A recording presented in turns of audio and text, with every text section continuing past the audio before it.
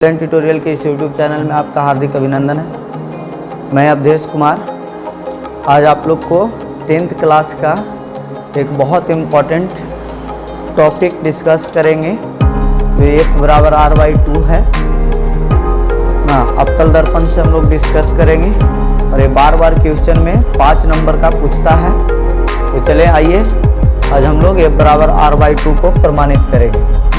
तो यहाँ क्वेश्चन इस तरीका से आप लोग को पूछेगा,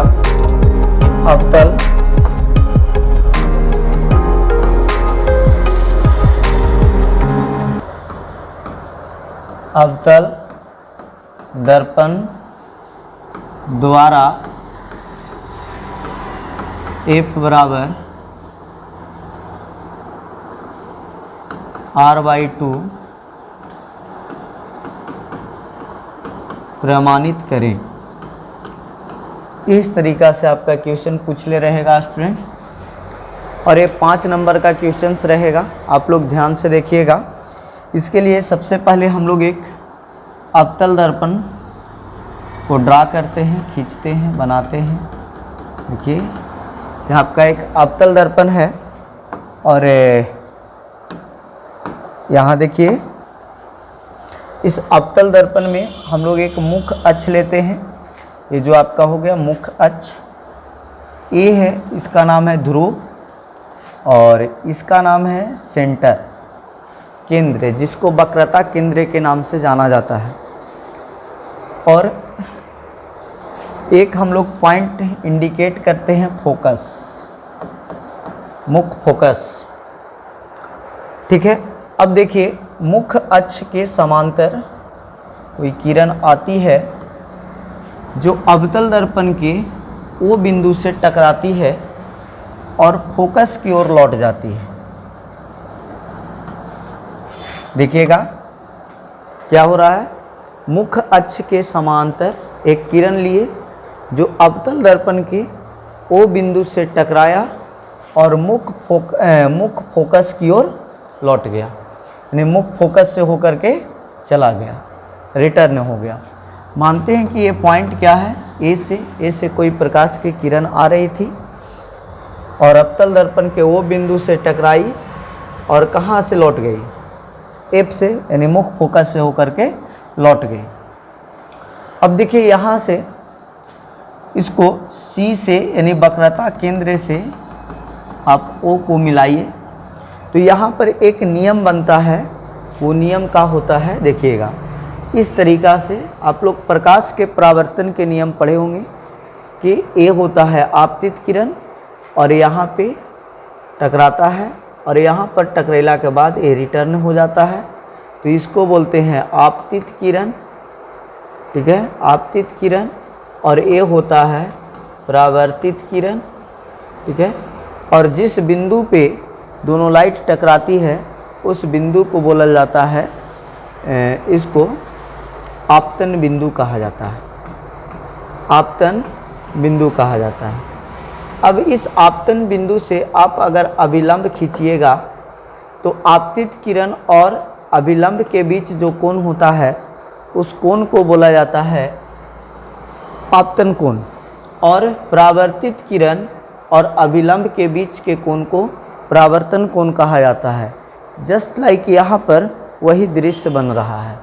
देखिए ये जो लाइट है, जो प्रकाश की किरण आ रही है, आपतित किरण हो गया, यहाँ टकराया, टकराने के बाद ये फोकस की ओर लौट गया, ये हो गया परावर्तित किरण। वे वक्रता केंद्र से लेकर के उसको पे एक हम लोग लाइन से मिला दिए जो अभिलंब की तरह काम कर रहा है। तो यहाँ देखिएगा आप, ये आपका हो गया आपतन कोण और ये हो गया परावर्तन कोण।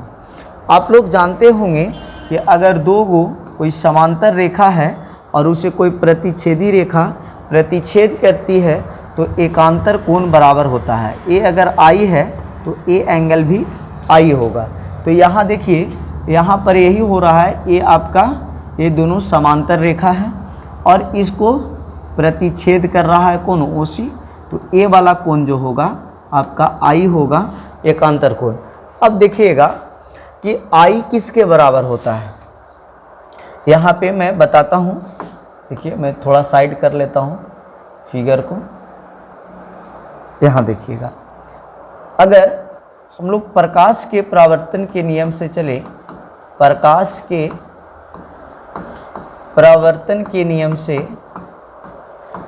परावर्तन के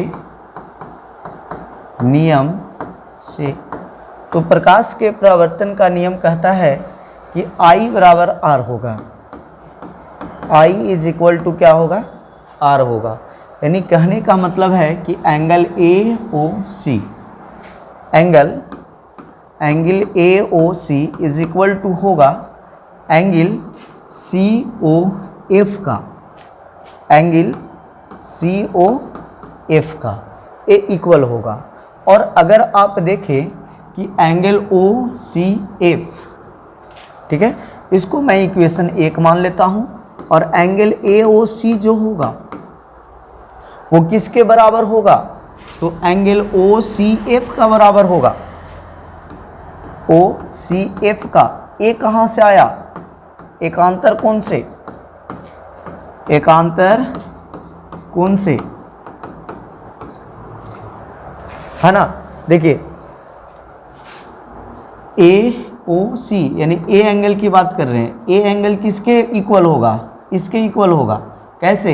ए इसका एकांतर कोण है। पहले तो ए इसका हो गया प्रकाश के परावर्तन के नियम से, ए एंगल इसके इक्वल हो गया, और ए किसके इक्वल है? इसके इक्वल है। तो हम लोग यहाँ से इसको इक्वेशन अगर 2 बोले तो हम लोग इक्वेशन 1 तथा 2 से चलते हैं। इक्वेशन 1 तथा 2 से आप चलिएगा तो क्या लिखिएगा कि एंगल AOC किसके बराबर है? COF का, और एंगल AOC किसके बराबर है? OCF का। तो अगर ये दोनों एंगल बराबर है तो आपस में, तो ये दोनों एंगल आपस में बराबर है, तो ये दोनों एंगल आपस में बराबर होंगे। तो यहाँ से लिखेंगे कि angle COF is equal to angle OCF, angle OCF, ये दोनों क्या होंगे? इक्वल होंगे। और जैसे इक्वल होंगे तो आप जानते हैं कि देखिए ज़रा ध्यान से देखिएगा, OCF इस एंगल की बात हो रहा है, और COF इस एंगल की बात है, और ये दोनों एंगल क्या हैं? आपस में बराबर है। और जब दोनों एंगल आपस में बराबर होंगे तो आपको पता होगा कि ये त्रिभुज जो होगा OCF एक समद्विबाहु त्रिभुज होगा। कैसा त्रिभुज होगा? समद्विबाहु त्रिभुज। तो अतः ट्रायंगल क्या लिखेंगे? COF एक समद्विबाहु त्रिभुज है। देखिए समद्विबाहु त्रिभुज, और समद्विबाहु का मतलब क्या होगा? सम मने बराबर, द्वि मने 2, और बाहु मने भुजा, यानी वैसा त्रिभुज जिसका 2 भुजा आपस में क्या हो?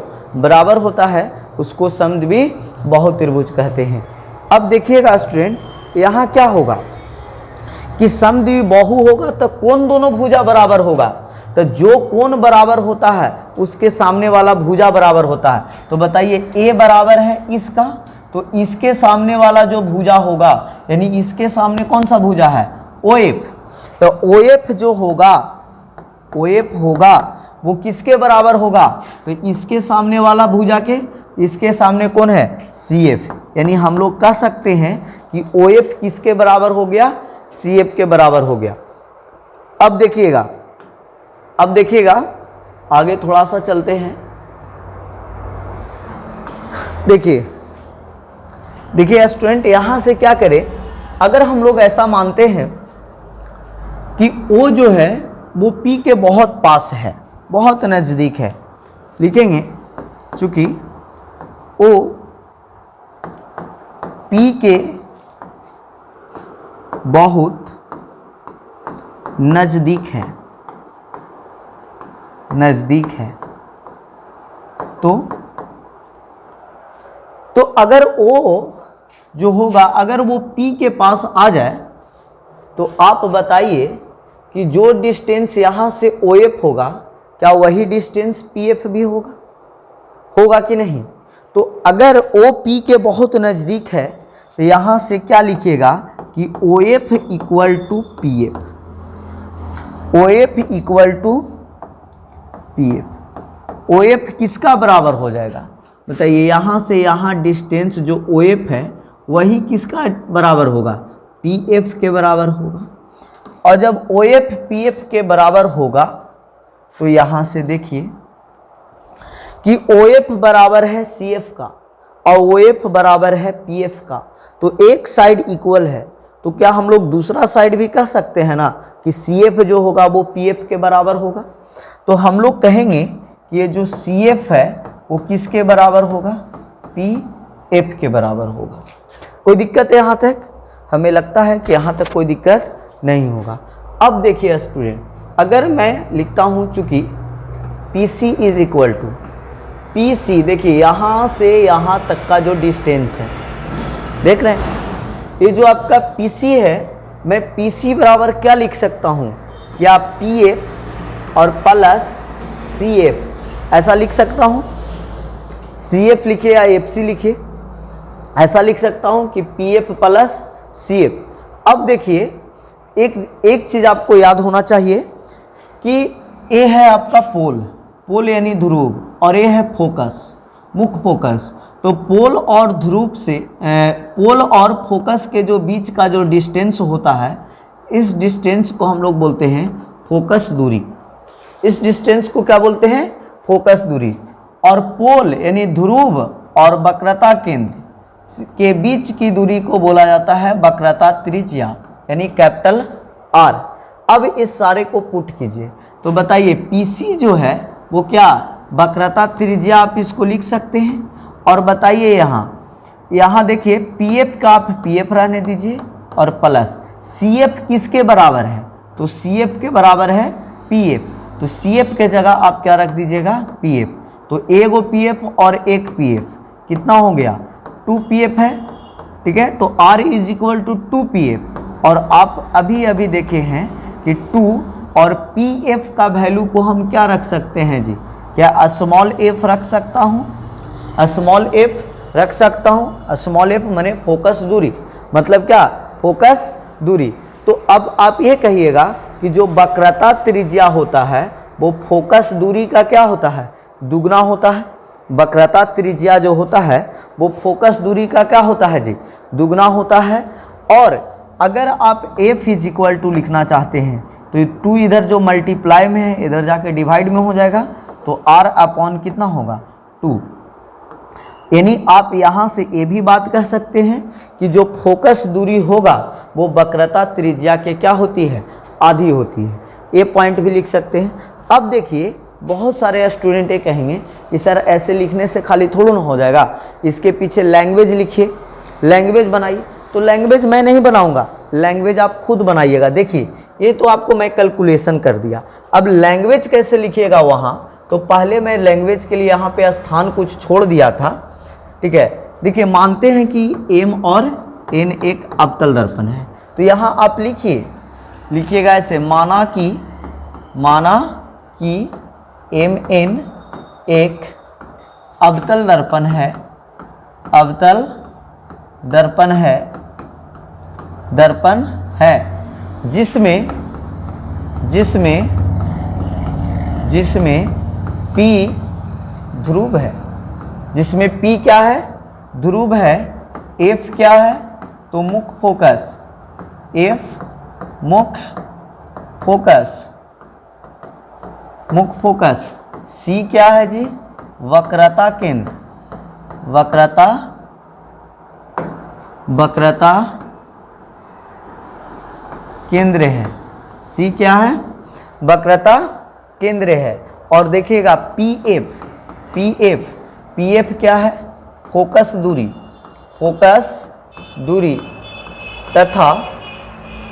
तथा मत लिखिए, फोकस दूरी। और लिखिए PC जो है वो आपका है वक्रता त्रिज्या है, तथा इसको कुछ नाम दे दीजिए, x, और इसको x डैश दीजिए और इसका x, यानी तथा x डैश मुख्य अक्ष है। इसको क्या लिखिएगा, मुख्य अक्ष है। यहाँ पे रचना लिख दीजिएगा।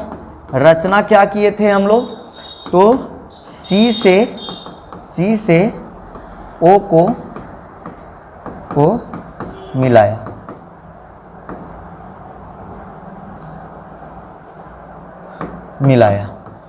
और इस तरह से आपका पूरा लैंग्वेज हो गया। आप ऐसे भी लिख सकते हैं कि ऐसे कोई प्रकाश की किरण आती है, अवतल दर्पण को ओ बिंदु से टकराती है और एप की ओर लौट जाती है। फिर लिख सकते हैं सी से ओ को मिलाया। रचना में ये सब कर सकते हैं आप लोग। और लंबा बनाने के लिए तो आप लोग, मैं थोड़ा ऊपर कर देता हूँ इसको, और इसको आप लोग क्या करिएगा, इसको एक बार नोट करिएगा स्क्रीनशॉट ले करके, और मैं छोटा कर देता हूँ कि पूरा में आ जाए एक ही बार।